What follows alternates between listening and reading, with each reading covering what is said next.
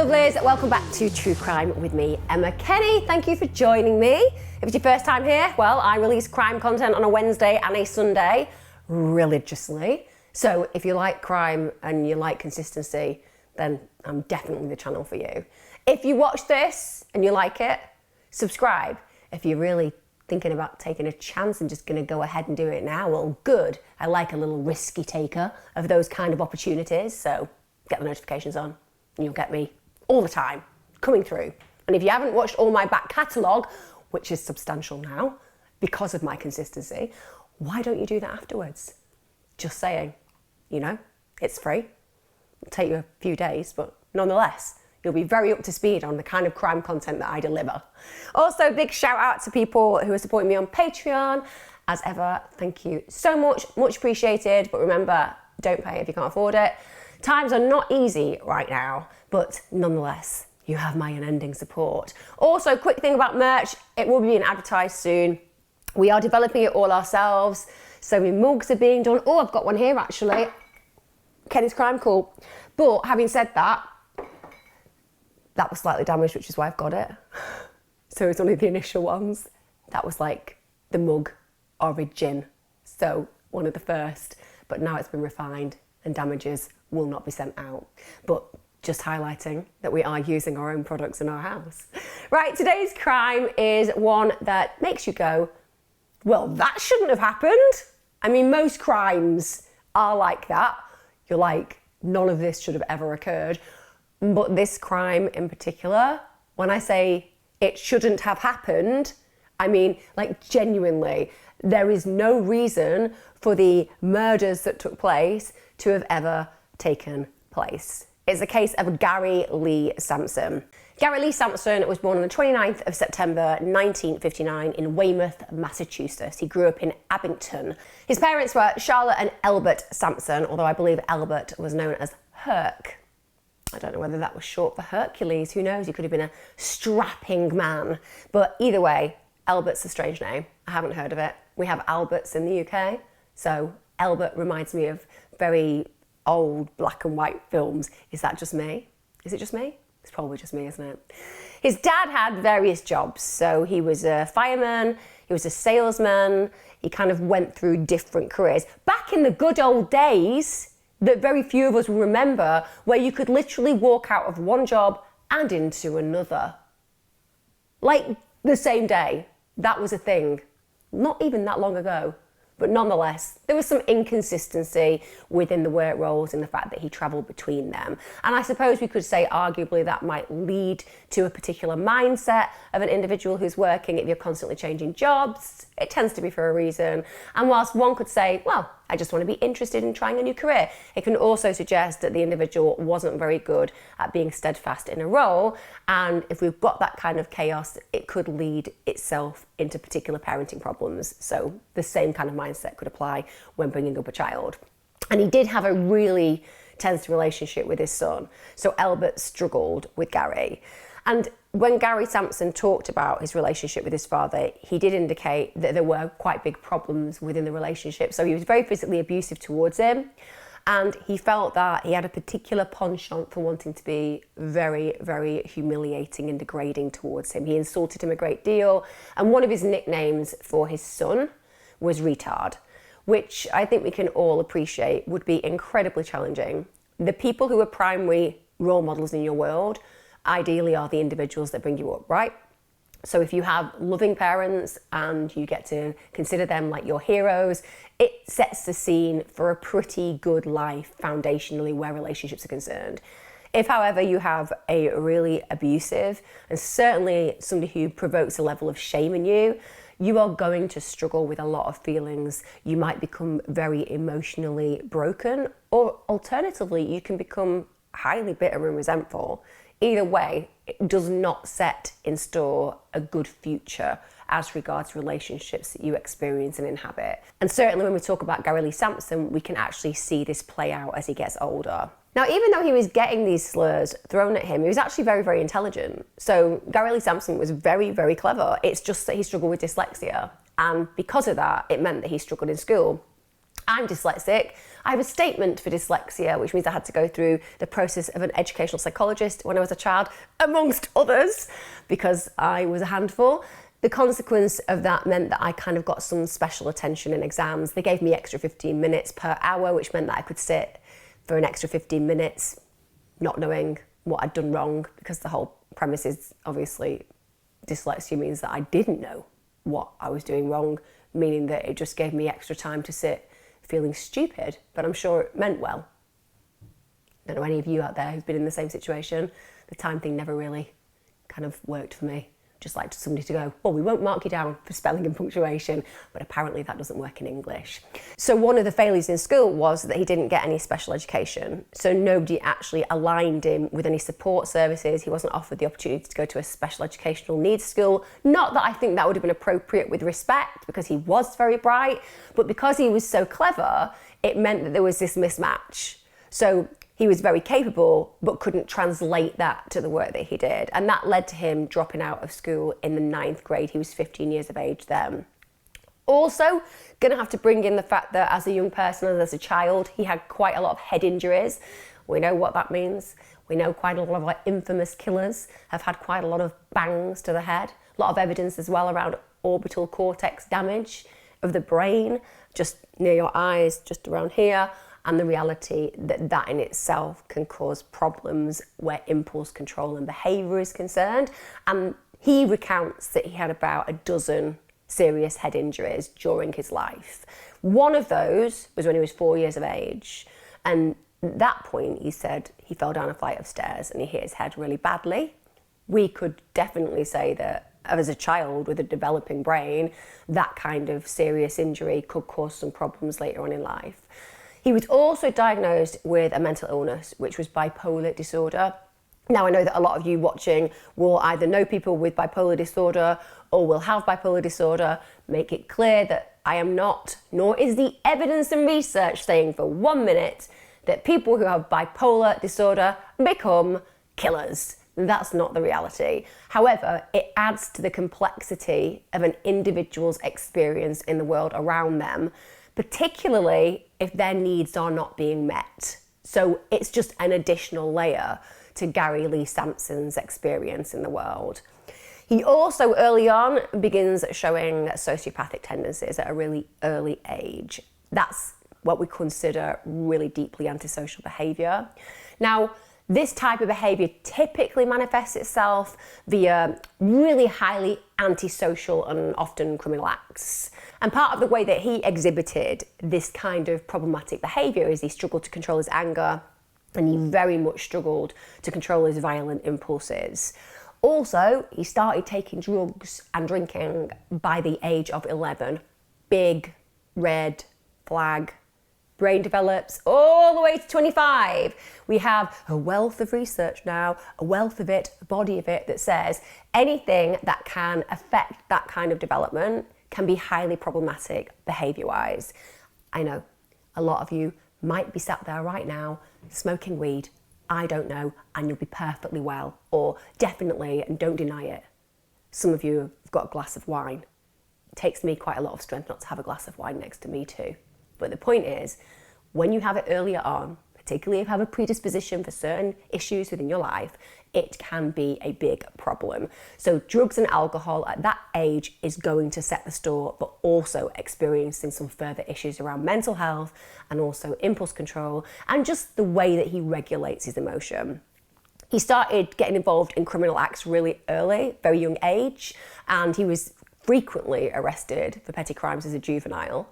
So if you think about some of the attributes that we apply when we look at people who become violent killers, he is fitting a lot of those early experiences that we would expect to see, from being abused by his parent and humiliated by his parent, to drinking alcohol and taking drugs, to being violent episodically, and on top of that, being an individual who's engaged in criminal activity. So these are really big problematic behaviours that we see on a gradient that can lead to some pretty serious outcomes. He was also considered really physically intimidating, and one of the ways this played out was if he didn't get what he wanted, he would physically be violent to assume whatever it was he required. Now, a lot of us can say, well, that's bullying behaviour, and indeed it is. A little known fact about bullies that I think I'll just share with you because I think it's a good one. Learning point. A lot of people think that bullies bully people because they've got low self-esteem, low self-confidence, low self-worth, and are often being dominated themselves, and then want to express their behaviour so that they can achieve a level of control and also assume at least a level of power in what is considered wider wise in their lives, a powerless experience. And I get that that makes a lot of sense when you look at it with logical eyes and you've got that common sense perspective, but it's not what the research says. Even though Gary Lee Sampson is clearly in a situation where he is being dominated by his father and humiliated by his father, what the evidence seems to suggest is that people who go out and bully and dominate tend to have higher confidence levels than other people. They tend to believe that they have a superior level to the way that they behave and the things that they think about, and that they are able to assume that because of that superiority and because of that desire to make other people do what they want, they go ahead and act that way. And it comes from higher self-esteem and higher self-confidence. So we don't always have to feel that sorry for people who are bullies because they are actively going out of their way doing that behavior because it actually reinforces the confidence that they feel they deserve, which is that they're better than people. However, it's clear that this is working for him as well. Because another thing that we see behaviourally with people is if they use certain behaviours and they don't get enough consequences, it reinforces the action. So if I'm going around bulldozering people and bullying them, but I'm getting what I want in return, then unless there's a really strict consequence, I'm going to keep doing it. Because there literally isn't something stopping me and I'm achieving my aims. One of the things that stands out for me about Sampson is he's really bad at having relationships per se. When he's a teenager, he gets married for the first of 5 times. It's a lot of marriages, particularly in the time scale that we talk about when we look at the age frames within when he made those decisions. So he's not very good at forming and forging long-term intimate relationships.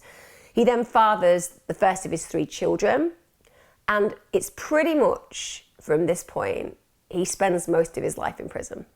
So between 1979 and 1995, he's inside. He seemingly became a kind of criminal career drifter, so that he was constantly involved in crime. He didn't stay in places very, very long. And that would also reflect in relationships, both intimate and of course in the wider circle, because you have to be in a space and you have to be in a place to connect with people, get to know them and have long-lasting relationships, and he just didn't have that.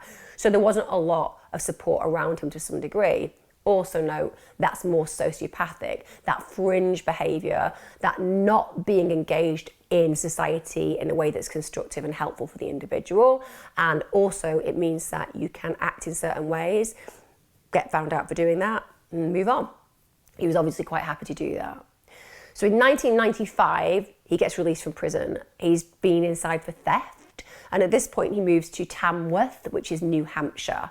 He meets Karen Alexander, and then he marries her in 1997. She was pregnant with his child at the time. However, in true Gary Lee Sampson behaviour, marriage doesn't last long. And in fact, he then, whilst all this is going on, moves on to South Carolina with another woman. Gets married to somebody who's pregnant, stays a very short amount of time, manages to meet somebody else, and then moves. He sounds like the perfect gentleman, a real guy to kind of stick with. That's what women should look for, isn't it? A man who's there to procreate and then vacate. So, procreate, vacate. Then, because he's such a busy little bee, he goes and meets another woman. Yes, Amanda Newcomb. He actually met her whilst he was in prison, May 1998, and he marries her later that year. It's always stunning to me that. I get that people like pen pals, but the guy's in prison. He's already been in a relationship with somebody else. He's married, he's got kids, and you decide that he's probably the guy for you. Let's think about what I like in a man. Well, fidelity, consistency. hope they'd have a job. Yes, that would be none of the things that you went for. I don't know. Maybe he was good at writing letters. It's bizarre. Anyway, ironically, the marriage didn't last. Lasted 1 month. 1 month, which I think is quite a record. I have once met a woman who got married and left her partner the day of the marriage after it had occurred. That happened. I actually know that individual. It lasted for about 4 hours, which is good going. I do understand though, I like a good wedding, and I don't know whether I'd feel like I had to go through with it, all the arrangements that have been done. You know, wear the dress, enjoy the buffet, move on. But yeah, he's showing this consistent lack of connection with the people that he's having relationships with. Also, think back to his early childhood experiences. If he had a very problematic relationship with his parent, particularly his father, and he has some attachment issues, this is going to play out in his life. And I always say that because parents need to understand the impact that they have on their child's experience later on in life. If we are not firm and caring and compassionate and loving and present and kind, then we set children up to play out these awful relationship roles later down the line. And it goes one of two ways. The child either internalizes it as they become an adult and feels worthless and useless and as if no one will ever want them. And this makes them highly likely to meet people who are going to exploit them, like predators. Or you get the other, which is a person who literally cannot commit because they never formed the understanding of what made a good relationship, and they're constantly striving to achieve something that they idolize in their head as a potential reality they can achieve if they meet the right person, because they're always seeking the ultimate where somebody can make them feel loved and cared for and completely accepted. And unfortunately, they're looking for a good parent, and that's not what relationships are, and they can never achieve it, because you can't be parented as an adult. So you play this out, and it's disastrous for a lot of individuals. Now, after this relationship ends, he thinks to himself, you know what I need to do?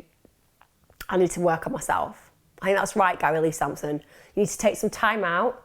You need to identify the missing links in your foundation and experience as a child, work it through, ideally therapeutically, and then go ahead and have a strong relationship with an individual that you can commit to. So he doesn't do that at all. No, he gets back into a relationship immediately with somebody called Ricky Carter, who's a transvestite actually. They begin a relationship, and I'm bringing in the fact that they're a transvestite because it will fit in later on. You'll understand why. Now, they moved to North Carolina. And it's here that Lee Sampson falls back into his old ways, gets back involved in drugs and alcohol abuse. And clearly that's going to cause major problems because we already know he has bipolar disorder. We already know that he struggled with the way that he has impulse control, and anything that's going to add to that, such as drugs and alcohol dependency, is going to cause a plethora of issues, both relationally in the people that you spend your time with and action-based in the things that you end up doing. So this relationship ends again, and at this point is kicked out of his apartment. But fortunately, he meets Karen Anderson in April 2001. And one of the things that he suggests to Karen that they do together is, to go picnicking, maybe do some caravanning, maybe learn a new skill together, get involved in crafts. No, he says, you know what we want to do? We want to be like Bonnie and Clyde. Let's go and rob banks. And Karen was like, I'm not that desperate. You have a serious problem, which is the right response. But nonetheless, the point is that imagine having that kind of a boundary with somebody. You're in a relationship with them, you like them, they like you, and your automatic belief system goes to, well, if they like me, they probably won't be completely concerned about the idea of going robbing banks together on the weekend. Really poor impulse control, isn't it? Because you would keep that to yourself. You wouldn't just be like, this is what we're going to do on our Thursday date night. And she, unsurprisingly, says, I'm going to resist that wonderful opportunity, and I'm going to probably walk backwards slowly away from you out of the building where I never see you again. You absolutely strange human being. He's 41 as well at this point, and his criminal record has gone over 25 years, quarter of a century. He's been involved in this kind of behaviour. And it's worth noting that 40 is an age that often we see drop-offs in crimes. So particularly petty career criminals get bored. I know that might seem strange, but it's true. It can become very, very repetitive, the whole experience of going to court, going to prison, and so on and so forth. And a lot of individuals grow out of it. But at 41, he's still very much in the throes of wanting to continue this kind of crime spree. And it seems that it isn't just a point where he's asking other people to get involved. It's also a point where it's intensifying for him. So his criminal behaviour really begins to intensify between May and July in 2001. During this 3-month period, he goes ahead and commits 5 bank robberies. I mean, that's pretty astounding. To get away with 1 bank robbery seems quite shocking, but 5?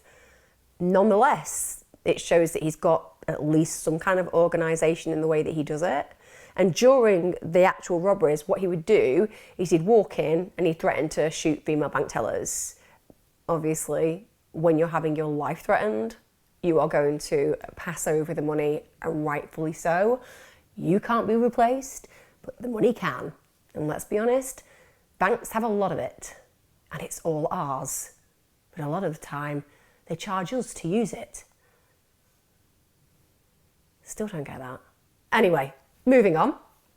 It shows that he's really willing to use threats of violence, isn't it? And he's not afraid to even threaten women. So this is something that's quite disturbing. And this is a really common pattern among violent criminals with sociopathic tendencies. They tend to graduate from animal abuse and torture to petty crimes and then to violent offences. And that means that they're on this gradient and spectrum, which can essentially lead ultimately to murder, or even multiple murders. And the latter is going to apply to Sampson. After the 5th bank robbery in July 2001, he flees to Massachusetts. And this is where unbelievable, chilling horror starts to play out. It really does. And the worst bit is going back to what I said at the very beginning of this video. This should never have happened, ever. Because every single one of these deaths would have and could have been avoided.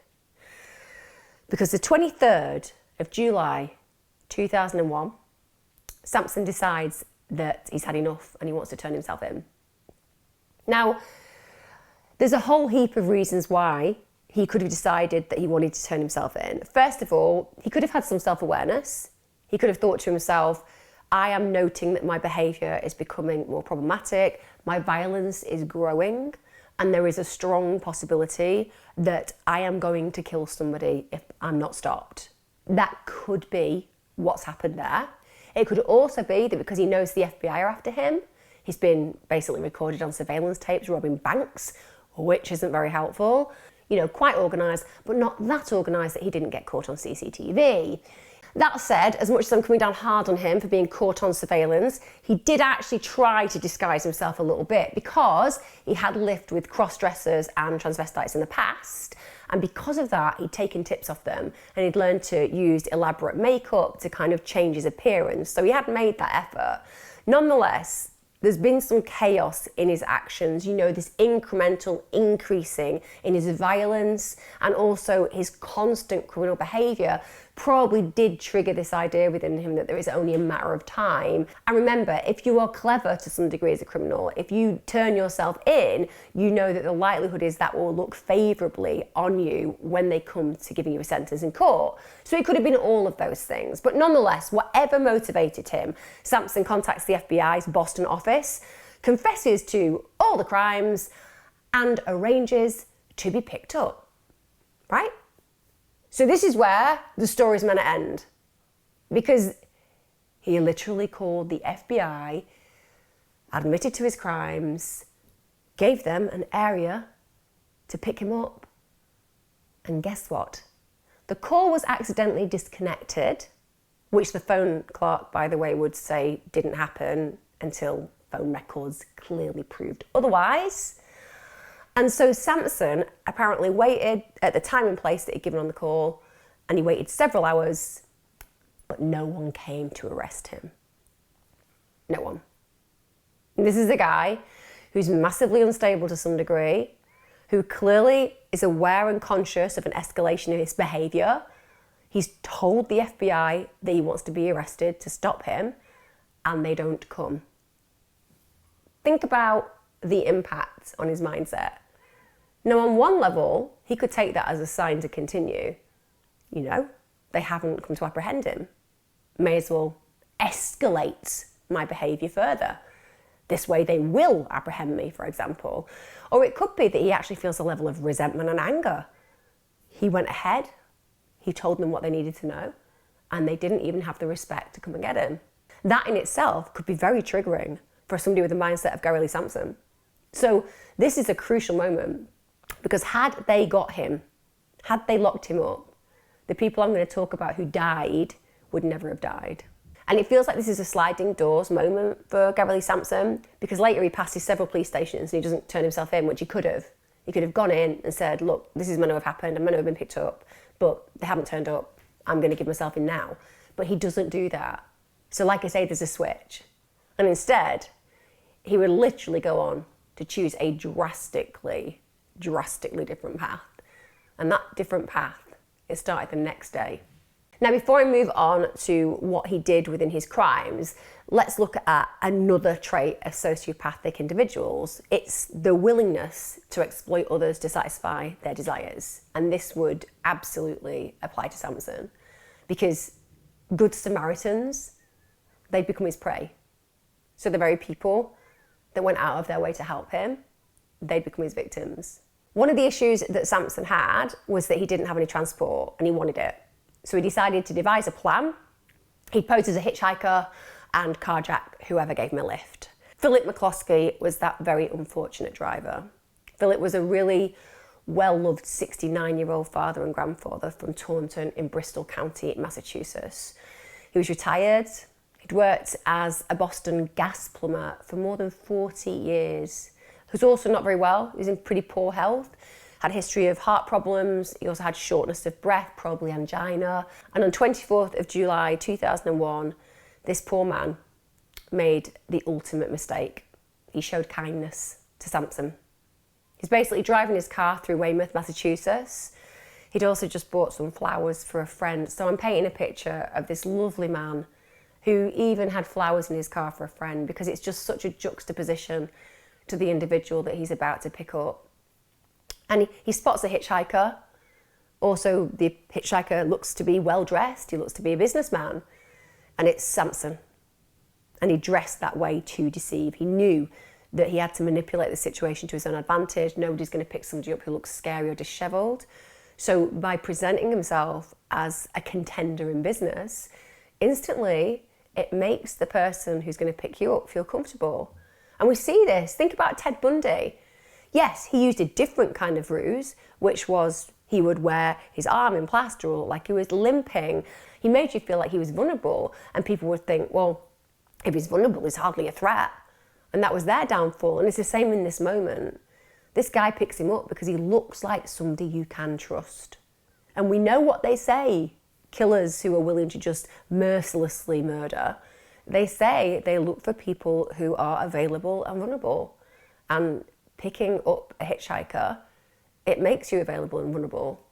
And it's worth noting that. That's not for 1 minute to say that you should just ignore all hitchhikers if that's what you do. I'm just saying, that's what they tell us. That's what the killers, when they're interviewed, said, that if you're available and vulnerable, you are very desirable to them. You know, and you have to think about Philip McCloskey's mindset. He's just seeing somebody that he believes is in need. So Philip pulls over, offers him a lift. However, when Philip later on tries to drop Sampson off, unfortunately, there is a police officer nearby, and Sampson doesn't want to be dropped off there. And it's at this point he produces a knife and he tells him to keep driving. And he directs him to this really secluded area in Marshfield, Massachusetts. Orders Philip to pull over into a wooded area, make sure that there's nobody around. Then he forces him to walk up through a wood and also up a very steep hill, which would have been very, very scary for Philip. Firstly, because he's being essentially held hostage, and secondly, he had real problems with his breathing difficulties and heart. So this would have exacerbated those and would probably have likely made him panic. Sampson also says to Philip, don't worry, I just want to steal your car. Tells him, you know, if you don't fight, if you don't cause any issues, if you just follow my instructions, everything's going to be all right and I'm not going to harm you. It's at this point he tries to restrain Philip with the belt, and Philip struggles, and rightly so. He probably recognises that this is not how somebody would be acting if they just wanted to steal your car, because he could have taken the car. You'd just asked Philip to get out, threatened him with a knife and driven off. When he can't get this around Philip's neck, Sampson starts to knife him, and it's a frenzied attack. He stabs him 24 times, and the wounds are incredibly severe. He's got his wounds to his neck, his chest, his abdomen, his back. And just to put it in context, one of the wounds to his neck was so severe, it was nearly an 8-inch incision. When he stabbed him, he damaged his trachea, and he even severed his carotid artery, which basically is where you bleed out. Can you imagine for a minute the physical and psychological trauma that Philip was going through? It must have been absolutely horrific. And according to Sampson, when he reflected on that crime, he said there was a point where Philip exclaimed, I'm dying. Just brutal, isn't it? To imagine the moments of confusion and fear and just shock, and then to feel your life ebbing away, and to know that that's literally where your life was going to end. A victim of this outrageous crime. It's not enough, though, that he recognises he's dying in that moment, because Sampson just carries on the attack.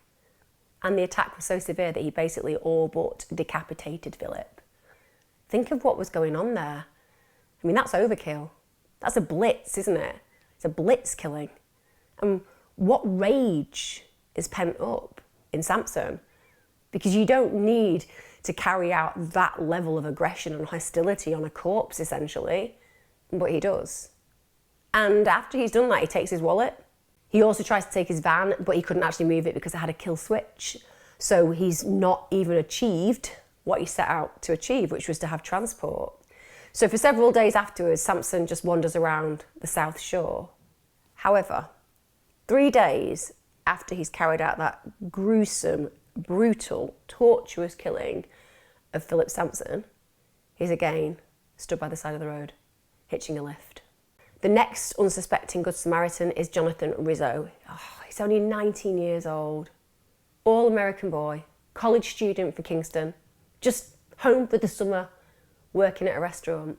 And his family reflected that it was a time of great joy for them because he had returned home, he was spending time with his parents, with his 2 younger brothers, just having a really great time.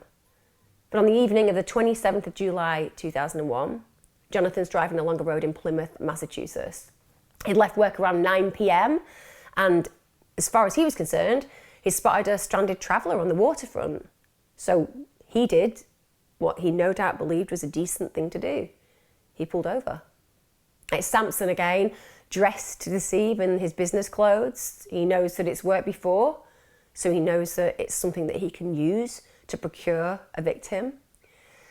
They've been driving for about 5 or 10 minutes, and it's this point that Sampson follows exactly the same MO, and he pulls out the knife, forces Jonathan to drive to Abington, Massachusetts, and Jonathan's pleading for his life. He's 19. My son is just coming up for 19.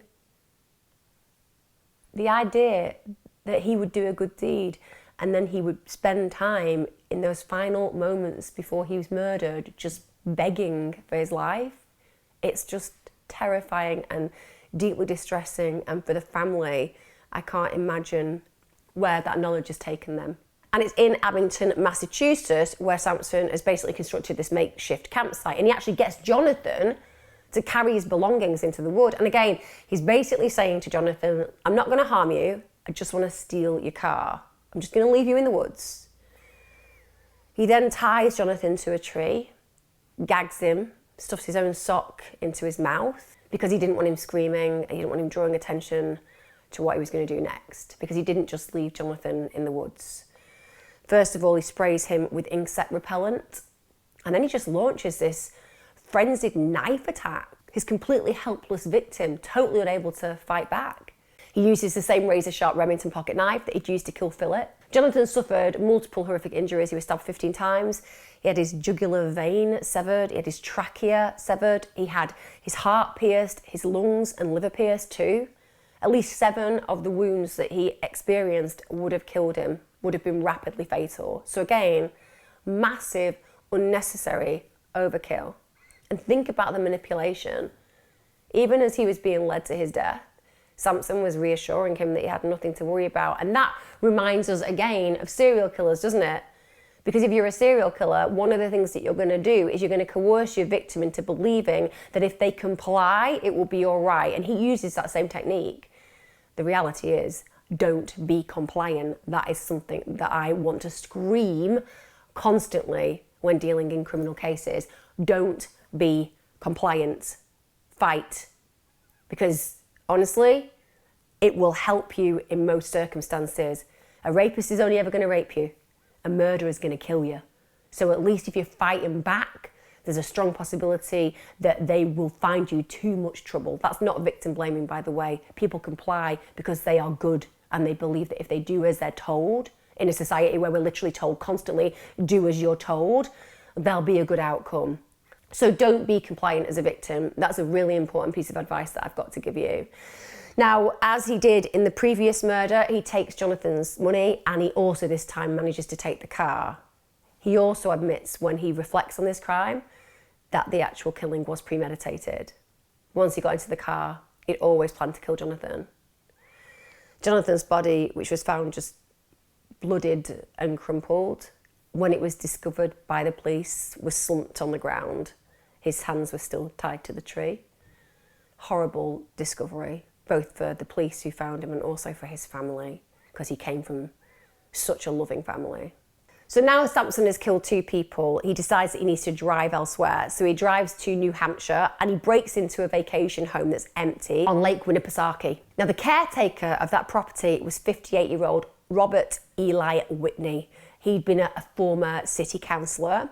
He's a family friend of the owners of the vacation home. So on the 30th of July, he goes to inspect the property, make sure that everything's in place, and he finds Sampson hiding there. So at this point, Sampson threatens him with a knife. And after a brief struggle, Sampson manages to overpower Robert and he ties him to a chair. He then wraps a nylon line around his neck and he slowly strangled him to death. And I'm going to put slowly strangled him to death in there because that is how Sampson describes it. He later stated that Robert died slowly over the course of about 5 minutes, which is absolutely harrowing. After Robert's died, he drags his body into the bathroom and then he returns into the living area, goes in the kitchen, and he cooks himself breakfast. Is it just me? Is it just me? Like, you've just killed somebody slowly and now you're hungry? Level of disassociation between reality of actions is profound. And then of course, because Robert's turned up in a vehicle, he's got access to that. So he takes both his belongings and the car and he heads for Vermont. And he drives Robert's vehicle until it basically breaks down. But also I imagine he abandoned it because it's very easy to locate somebody when they have a number plate, isn't it? So he probably wanted to get away from any connection to the crime involving Robert. It's at this point you have to ask yourself, we have graduated from being, yes, a thug, yes, a bank robber, but now it feels like he's developed a thirst for killing. This is a guy who was 41 when he started doing this kind of crime. Maybe a feeling that was dormant for a long period of time, but that was always there. Anyway, the next day, he just thinks he's going to carry this out again. So he stands by the road, hitchhiking. Poses as a stranded businessman. We know that's his MO. It's worked for him very well before. And William Gregory is driving near West Bridgewater, Vermont. Sees Sampson, pulls over, offers him a lift. Same pattern. Pretty much minutes into the drive, Sampson pulls out a knife, holds the blade to William's throat, orders him to drive down a dirt road.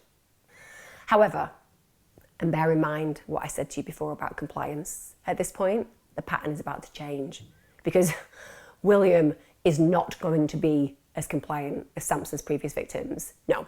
He spots a rest area by the side of the road, skids into it, jumps from the moving vehicle and legs it. Very sensible man. Literally thinks, I'm gonna die either way. I'm gonna do it on my own terms if it's gonna end for me. So literally throws himself from that moving car. Sampson is obviously highly riled and angered by this, so he climbs over into the driver's seat and basically tries to run William over with his own car, but he fails. So at this point, he flees the scene in that car. Now, judging from Sampson's pattern of offending behaviour, we have to acknowledge that William escaped absolute certain death. There was no doubt that he was going to be murdered in similar fashion to what we've heard of. He immediately goes and reports it to the police. And I guess that Sampson at this point knows that the game's going to be up, because now somebody is able to tie him to this kind of abduction and potential murder, and they're going to be looking for someone who fits that description, aren't they? So it seems that Sampson has like a switch of mindset. He breaks into a ski chalet in Plymouth, Vermont, by the way, setting off the burglar alarm. Not that bright. Also, I find it really disturbing when there's a burglar alarm, so even if I was a criminal, I'd have to leave that environment because it drives me mad. So he calls the police and he turns himself in. Now, I guess that there were lots of whys he did that. You know, first of all, he probably realised that the game was up. Secondly, we could say that there was a moment of conscience. He had an epiphany, realised he had to stop. Not so sure about that one, but let's throw it in there. Maybe he'd even satisfied his violent urges. Maybe he wasn't enjoying the experience anymore, and he'd kind of ultimately used up all that desire to carry out whatever rage he had within him. I think it's really telling that it was after an individual managed to escape him that it promotes and provokes that behaviour. Because again, I think if you know that you're going to get caught and you do give yourself up, there is a potential for more leniency as to your actions. And we know in the States, people can get put to death for their actions. So anything that could limit that as a potential might be something that a narcissist who wants to do anything but be self-sacrificing would use to their advantage to prevent finding themselves, you know, in the electric chair or being injected with something that kills you. These are things that they would avoid. Narcissists really don't like having the power taken away from them. He's arrested at this point by Vermont State Police, and he then leads them to Jonathan's body. And it's during questioning that he basically admits to killing Philip, Jonathan, and Robert. He even gave really detailed tape-recorded confessions to Massachusetts State Police, and they pose a question to him and say to him, why? Why did you kill Philip, and why did you kill Jonathan if you just wanted their cars? He responded, I don't like to leave witnesses. Witnesses can tell on me. I think in hindsight, let's be honest, just through his actions, he was always going to kill them. He had ample opportunity to change his mind during the drive to the murder sites. Also, he constructed an opportunity where he took them to a secluded location. He was always armed with a knife. And he also took things that meant he could restrain them and then kill them. So this is very premeditated. He was highly, highly cunning and highly, highly manipulative. He was a con man, basically, and he went out of his way to procure very vulnerable victims. He was also somebody, when questioned, who said later on down the line that he had this constant awareness, that he had these very violent impulses that he found near but impossible to avoid. He just felt that he didn't have any control over his behaviour. However, I don't necessarily believe him, and I'll tell you why. Because if these violent impulses were so overpowering, then how come on the same night that he killed Jonathan, when he managed to hitch a ride with a £240 former football player, he didn't attempt to kill him? Seems that he was clearly able to deal with these violent impulses when there was a person who could have beat him to a pulp in the car. So, obviously, what he means is, I have violent impulses when I see people who are vulnerable and I can have dominion and power over. You know, he attacked people on his own terms when it was to his advantage. That is not someone who cannot control their behaviour. It was fully controlled. He only went for people that he could overpower and dominate. So he's a very vicious predator.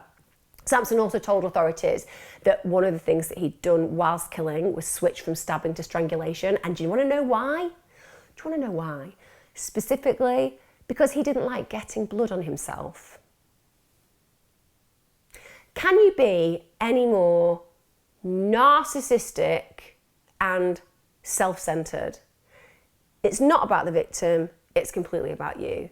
He didn't like getting blood on his hands, he didn't like getting blood on himself, so he changed the way that he killed. And we see this, don't we, with killers who kill more than one person. They perfect their MO. It changes over time. The modus operandi develops based on the experiences they have and how they feel about the efficiency of the way that they murder. And clearly he didn't feel stabbing somebody to death, even though it was a blitz killing, was effective for him because of the way that he was left with blood all over him. Sampson initially faced 2 state murder charges in relation to Philip and Jonathan's deaths. Later, he was also charged separately in New Hampshire State Court with Robert's murder. To this, he pleaded guilty and he received a life sentence in 2004. So even though he got a life sentence, he wouldn't face a death penalty for Philip and Jonathan's murders because in Massachusetts, where the crimes were committed, they had abolished the capital punishment in 1984. However, state charges were later withdrawn in favour of 2 federal carjacking charges with intent to cause serious bodily injury or death. Now, as killings had started with carjackings, they were classed as federal offences. So now, as Sampson was facing federal charges, death penalty was back on the table. So the Death Penalty Act 1988 allows federal prosecutors to seek the death penalty for some 60 offences, including carjacking resulting in murder. So sure enough, 19th of November 2002, government filed a notice of intent to seek the death penalty. I don't know why I'm smiling. I worry about myself sometimes. I'm kind of smiling because it's one of those things that the prisoner wouldn't expect. So they think that they're quite in control. He's turned himself in and he isn't aware of this particular law. He's not aware of the legislation that can be used to put the death sentence back on the table. And it's not that I think that the death penalty is a good thing. It's more that there is nothing like a criminal realising they're not as clever as they believed they were, particularly when they've gone out of the way to eradicate these innocent human beings' lives. So this narcissistic behaviour was something that would really compromise his understanding of what was going on. It's not going to play out for him like that. It would have really riled him.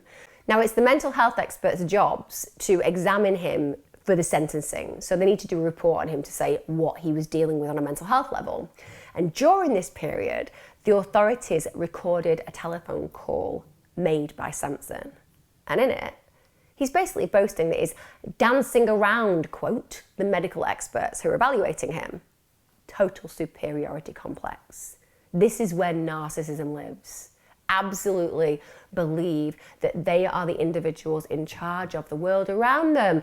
So they think that they are almost directing a movie where they cast the players. And they genuinely think that with a level of manipulation, they can coerce people into doing whatever it is that they want. So he believes that he is more intelligent and more superior to these experts. And this is something we see within narcissism. Also, before he's sentenced, violent nature is completely highlighted again, even though he's in a court environment. So during the jury selection, Sampson basically threatens his own defence team. What is it about these people that they're like, well, these guys are defending me. They're here basically to make sure that I live, ideally, maybe even get a reduced sentence or something. And the way that I'm going to really impart my trust, loyalty, and thanks and gratitude to these individuals is to threaten them with violence. We see this quite a lot, don't we, in the cases that I cover, where these individuals think that they are brighter and better than those that are meant to be serving their defence. And actually, with respect to the defence team, they took it really seriously. They were like very concerned for their own personal safety. So this resulted in Sampson being confined to a cell for the next 4 hearings. That's right. He wasn't allowed to go into court for 4 of the hearings. When he actually was allowed back in court, they made him wear leg irons. How very Victorian. But it demonstrates, doesn't it, that this is somebody that they felt really had the potential to do some serious damage, even in a court of law. The defence team were that concerned about his actions that they actually made an application to withdraw their representation, but the court were like, no, it's your problem. Sorry, you've already been put through this trauma. You may as well see it to the end. What more can he do? He's in leg irons and we don't let him here very often. You just deal with it. It's going to take far too much time to do elsewhere. But it shows you, doesn't it? This was an individual who was controlling and dangerous and manipulative to the point where his own defence team were like, we don't want to be near you. One of the things that his defence team wanted to do was to present witnesses to testify that Sampson had been physically and sexually assaulted in prison in the past. Now, this could have been a very powerful mitigating factor in sentencing. Of course it could. Because at the end of the day, if somebody has been horribly brutalised in prison, then it's going to impact on the way that they feel about the world around them. It's traumatising, and essentially it means that that person is carrying some rage, some scars, some emotional dysregulation and dysfunction. Of course, that's what we'd expect to see. And you would imagine that if Sampson had experienced that and it was a mitigating factor, remember we're dealing with something that could essentially see somebody put to death, you would want that introduced. But Sampson doesn't want it brought in. In fact, he says that the witness who's claimed that he's been sexually abused was lying. I don't know whether that's true or not. Maybe the witness did see this happen and Sampson doesn't want to be known as an individual who's been abused.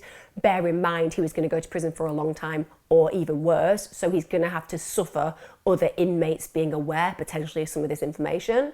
So he might see that as being seen as weak, and that might be problematic for him. Now, again, was this genuine? Was it in his nature that he didn't want people to know about his sexual abuse? Was he the predator in this case, or was he the prey? And that's something that only he knows. On the 9th of September 2003, he pleads guilty to both counts of carjacking and the intent to cause serious bodily injury or death. And in this sentencing phase, the jury had to decide if Sampson faced life in prison or death. He could only be sentenced to death if the verdict was unanimous. Now, even though he's pled guilty, the jury have to therefore hear all of the graphic details of the murders and see the gruesome crime scene photographs, because of course they have to make that decision. Is this an individual who needs to be put to death? Medical experts were brought in. The defence said that Sampson suffered from bipolar disorder, but it was clear that he knew the difference between right and wrong. However, there was a problem with his impulse control. So even though he knew that this was right and this was wrong, he couldn't control the way he responded to that because of his mental impairment. You won't be surprised to know that the expert for the prosecution completely disagreed. They were like, he's not bipolar, he's a psychopath, basically. They were like, antisocial personality disorder, however, he can control his conduct. Like I said, he took lifts with other people and didn't murder them. It does seem that he knew how to procure a particular type of victim. So does that show poor impulse control? Probably not. His defence team argued that Sampson had posed no threat to guards or inmates if sentenced to life in prison. He was allegedly through with his violence, and I am smiling at this point because his defence team tried to sack him off because they were terrified of him and he needed to be in leg irons in the court. But they're like, honestly, okay, so our client is in leg irons in the court and hasn't been allowed to attend because he's really dangerous, and we tried to get rid of him because we were all scared for our life. But fortunately, he said he's over it now. And that means that we can completely believe him. And he'll be totally okay around prisoners and guards. Just be kind to him. Not the strongest argument. Who was representing this guy? Was it Ted Bundy? Because that's the level, isn't it? It doesn't make sense when you think about his behaviour before. Prosecution bring in, of course, loads of evidence. They bring in, ironically, lots of evidence of misconduct in prison, including a threat to kill a deputy federal marshal during an angry confrontation. It's not going well, is it? Furthermore, Sampson had already spent 16 years in prison in New Hampshire and Massachusetts for a variety of offences, including burglary and theft, before murder charges. He also attempted to escape a New Hampshire prison in 1988. It's not going well for him, is it? And the prosecution argued death, not prison, was appropriate. On the 23rd of December 2003, this is after a 6-week penalty phase trial and 10 hours of deliberation, the jury unanimously recommended the death sentence on both counts. On the 29th of January 2004, Sampson was sentenced to death. During that period of trial, Sampson showed no emotion at all. Until one point, that's when Jonathan's mother gave her victim impact statement. She did this while she was crying and cradling a picture of her son. And at this point, Sampson apparently wiped tears from his cheeks. Now, whether he was genuinely remorseful or he was just dealing with self-pity at the death sentence, who knows?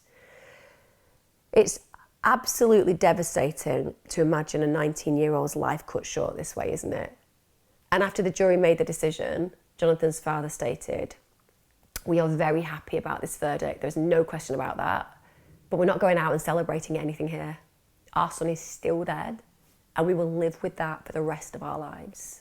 Philip McCloskey's son Scott also said to the reporters that he felt really relieved by the verdict, but he said that the chair his father had always sat in when the family gathered in his house on Christmas Eve would always remain empty. It's just heartbreaking, that, isn't it?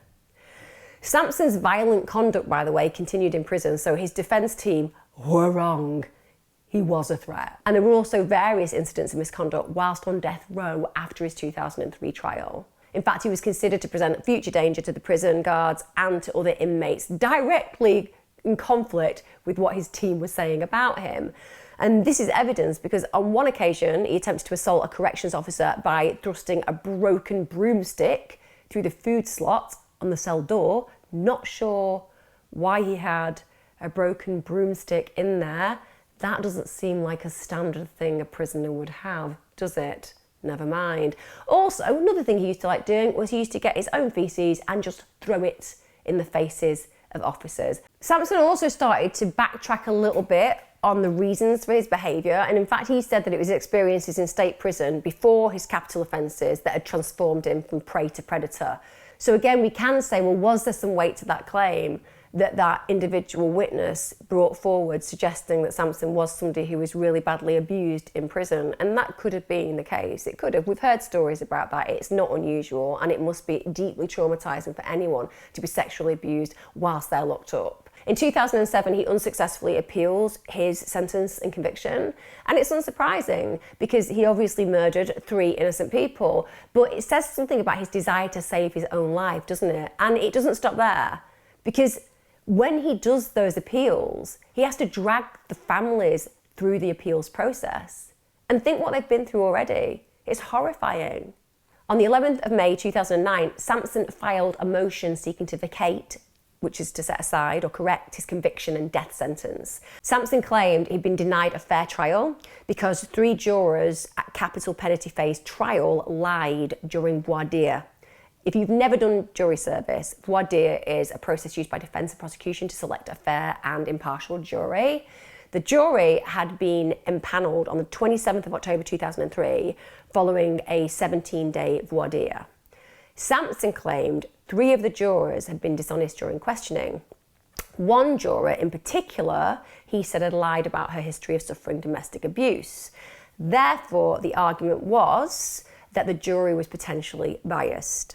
So on the 20th of October 2011, the district court agreed he'd been denied a fair trial in violation of 6th Amendment rights. The government then, in response to this, appealed that decision, but they were unsuccessful. They claimed the court had reversed a conviction based only on a showing of inferable bias in relation to jury selection, not actual or implied bias. Anyway, a new penalty phase trial was scheduled for autumn 2016 in Boston. Imagine what the victims' families were going through. Imagine the heartache for them. All of those feelings that are always bubbling under the surface but are just dragged up. And to make matters worse, the pre-trial proceedings, they dragged on for years. And it's at this point that Sampson also appoints a whole new defence team, which going to be massively problematic. Think about the history in this case, how much work is going to need to be taken place during this period of getting to know the case. So he's stalling for time as well. It's very tactical. So following the second penalty phase trial, the jury couldn't reach a unanimous decision in relation to Philip's carjacking and murder. Sampson ultimately receives life sentence for this without possibility of parole.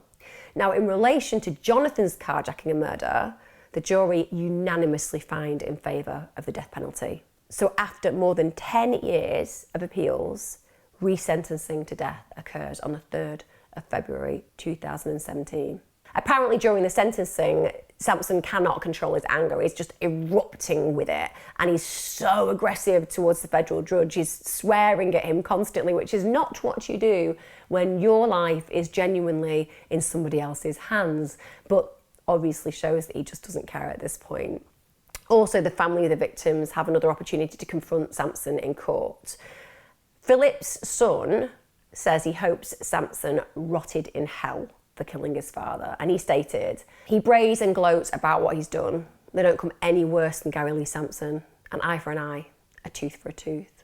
Now, whatever your views on death penalty, I think we can all understand how we would feel in that situation. And it feels like a very justified emotion. When Jonathan's mum spoke, she talks about, "I will never forgive you for this, and I don't believe God will either." I think that I'm in line with her beliefs as well. And his 17-year-old brother, Nicholas, said how when he was little, he used to rush into Jonathan's room on Christmas morning to wake him up so they could open their presents together. That's what happens when somebody steals a human being from the lives of those that love them. It's a wound that never heals. It's an absence that is perpetually present. And it's a void that no one will ever be able to fill. It's awful. All of those victims' family members have to serve their own life sentences because of Sampson's actions. Now, I'm sorry to bore you with the law, but then I'm not actually, because I find it quite interesting, so just stay with me on this. Because I think it's interesting to understand how conviction and sentence at trials is genuinely just usually the start of a really long appeals process. And that appeals process is something that the victims' families and friends have to endure. It's something that they constantly have to go through. Also, when we look at profiling, well, when you look at Sampson, it's really interesting because he looks technically like he's a spree killer. So a definition of a spree killer, according to the FBI, is a person who kills 2 or more people, some say 3 or more, in different locations, but it has to be in a short space of time. So if you look at what Sampson did, during 3 days, he killed 3 strangers in different places. Now, even though you could say, well, doesn't that make him a serial killer? No, it doesn't, because there was no cooling off period between the kills. There has to be a cooling off period when it's a serial killer involved. The FBI actually stopped using the term spree killer in 2005 because there seemed to be a confusion and overlap with serial killers and mass murderers. But lots of experts disagree because they see the value in retaining spree killer category term because it's still widely used by criminologists. When you look at spree killers, they are relatively unique psychologically. So when you think about a serial killer, for example, well, they always aim to keep killing for as long as possible. And often, if they're an organised serial killer, they thoroughly plan their crimes. Mass murderers, which we think about in situations like terrorism, or let's think about Sandy Hook school massacre, they usually expect to die during the rampage, during the killing. But spree killers, they seem to live in the moment. They move rapidly between criminal experiences, and they really have very little thought on the consequences about their future. They often use different methods to kill, so they don't stick to one particular type of MO. And the killings usually occur in commission of another crime. So in Sampson's case, that was the theft of the car. So if you look at the classification that Sampson would probably fall into, it would be the robbery and thrill classification of spree killers. That's the thrill of the kill seems to be a driving force, and then the theft is more of an afterthought. There were also completely senseless killings, weren't they? There was not a necessity to use the extreme violence that we see played out in these crimes. He absolutely went for overkill. And you think about the injuries that those first 2 victims experienced. They were just horrific, near decapitation, going through the main arteries, just harrowing deaths. Now, the belief is that spree killers usually have a mission, and that mission is fueled by anger or hatred for a group or for people or for an organisation, for example. But Sampson doesn't seem to fit that category because he just seems to be angry at everything. So he could just be angry at the world. And his 3rd wife described him as literally that. he was angry with the world, and that he had this really explosive temper. And it just makes you think that, thank God, he did give himself in at the point that he did. Thank God, William, his last victim, gave him thoughts that maybe he would be apprehended, so that he decided to go and have himself apprehended, probably in power play to get a reduced sentence that didn't work out. But I'm so glad that William got away. And thank God Sampson is behind bars, because he is one hell of a dangerous predator who displayed no value for life, no value of his victims. He had no remorse, showed no empathy, violent pretty much from the get-go in his life, and violence seems to be his default setting, it really does. He also selected victims who were exactly the opposite of who he is. And all they did was show kindness and compassion, and all he did was exploit it fully to his advantage. Philip's family, just for your interest, actually went on to file a $10 million lawsuit in 2004 against the FBI and the phone clerk who disconnected Sampson's call to turn himself in before the killings. I am not surprised. I am not surprised. Now, as I said at the beginning of this video, that telephone clerk initially denied the conversation. He said he'd inadvertently disconnected the call when trying to switch it to an agent, and he actually got sentenced to 6 months in prison for lying under oath. The family's lawsuit ultimately was unsuccessful, and it was dismissed by a court in 2005, which I find strange, because chain of causation. The reality is, none of those deaths should have happened. And Sampson went to hand himself in and waited to be collected, and it never occurred. And if he had been, all those individuals would have lived. So I feel that the family weren't looked after there, because I think the death of Philip and all the others was completely preventable, and it was on the actual legal services that had failed to complete catching him that led to these issues. It's also worth noting at this point that the pain for the families of Sampson's victims continues. Jonathan's family stated in a victim impact statement, "Instead of gathering around the tree at Christmas, we now gather around Jonathan's grave." In 2005, there was speculation that Sampson was going to write a book. Why did they let them do this? It's like the same one I hear about people doing art galleries full of prisoners' work. And I'm not saying that an average prisoner doesn't deserve that. Of course they do. Where reparation and restorative justice is, of course they should get their work put on, because let's hope that they can go and live better lives outside. But when you're talking about serial killers, and it has happened that serial murderers have had their work displayed in galleries and sold their work, it kind of defies logic. I think that they lost their opportunity to be notable in any positive way when they carried out the horrible crimes they carried out, when they prevented all of their victims ever being able to do anything again. So apparently this working title of the book was The DNA of a Killer Society's Child by Gary Lee Sampson. The DNA of a Killer Society's Child.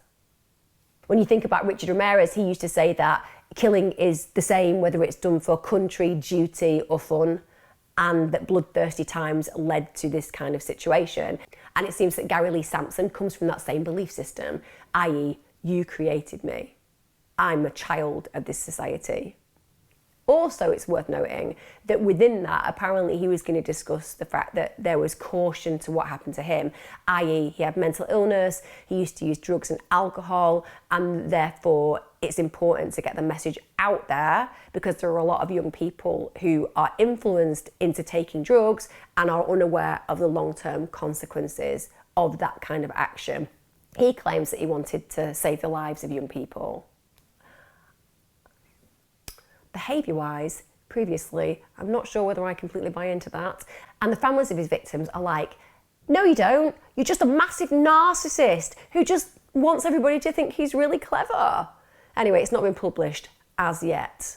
but I suppose there's still time. And again, it's just so unfair for the families, isn't it? They should just be asked the question, is it okay if Gary Lee Sampson releases a book which is appertaining to try to prevent other people going in the same direction as him, but might mean that he also gets his ego fed lots? What do you think? No, it's a no. Okay, Gary, you can write it in your cell and keep it to yourself. Do you know what I mean? That's fine. Let him write whatever he likes. It's called a diary. Lots of us have them. We don't need them published, do we? And I think that respecting the families in these circumstances is so powerfully important. Now, in a letter to a friend that Sampson has, he writes that nowadays he finds comfort and faith in God and the religious instruction he receives.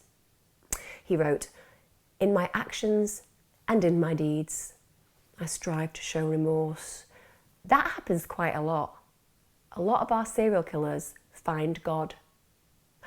I understand why. If I was a serial killer or a mass killer or a spree killer and I was alive still, I would probably think to myself, when I meet my maker, I may need to have been seen to be a decent human being, and that would be true if their maker were God and not potentially the devil. Just saying. Richard Ramirez stayed true to that, didn't he? He was like, probably made by the devil. I'm just going to stick with Satanism. But it might be that he's found some conscience. It might be that now he's not drinking alcohol or taking drugs in prison. He doesn't have access to those things. It affects his mental health differently, and he can kind of reflect on his behaviour. But that will be no comfort whatsoever to the families of his victims. Sampson is now 62 years of age. He still remains in a 12 by 7 foot cell on death row, and he's still awaiting execution. So in spite of the fact that he didn't want to be killed by the state, there is still a possibility that he will. But imagine how many years have passed for his victims' families. I mean, they wanted him to be put to death. And essentially, that's still on the cards. But for me, it's such an intriguing system in the States that somebody can literally be found guilty, sentenced to death, and then the appeals process begins and continues and seems almost never ending.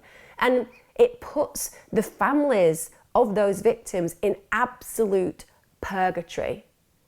They are trapped because they were ultimately given a belief that the individual who stole the people that they loved would be dealt the justice that the courts and the jury bestowed on the individual perpetrator. And it just doesn't happen. It hasn't happened. So psychologically, they haven't been given the outcome that they were promised. And this constant dredging up of this horrible detail that they lived and that they relive, both in their minds and in the press, and even in situations like this where I tell the story, they essentially haven't had their closure. Not obviously the closure to their family member, that will never happen, but the closure to the crime being ultimately given the justice, and in this case, the sentence that it deserves. So I imagine it's incredibly challenging for them. I hope that you have found this case interesting. I also hope that you feel a level of anger with the fact that none of those individuals needed to die. It should have been an open and shut case after the crimes of bank robbery were committed. He did 5 and he admitted to them. He said, "Pick me up." And then they didn't. The consequences for the victim's family is a lifetime of pain, preventable pain. And I'm also quite surprised that they didn't receive any damages, because there is nothing more damaging than a 19-year-old child being denied a right to live after being murdered in the most horrific of circumstances. For doing what? For picking up a hitchhiker, for caring for another human being. And that shouldn't have happened. That boy and those men, they should never have died. If you found this case interesting and you haven't subscribed to me, go and do it now, immediately, because I put a lot of effort into this and there's a lot of information. So get your notifications on, subscribe, so you'll get me every Wednesday and Sunday. And also leave me a comment, give me a like. I like that as well. Join me for a live. I'm usually there. Most of the time I'm there. It tends to be that something big has to occur for me not to make a live premiere, and it's always great. My community is incredible, really supportive, really lovely, really articulate and interesting, and they know a lot about crime. So if you want to become part of that, join Kenya's Crime Cult. I'll see you again next time. Take care. And again, thanks for your support on Patreon.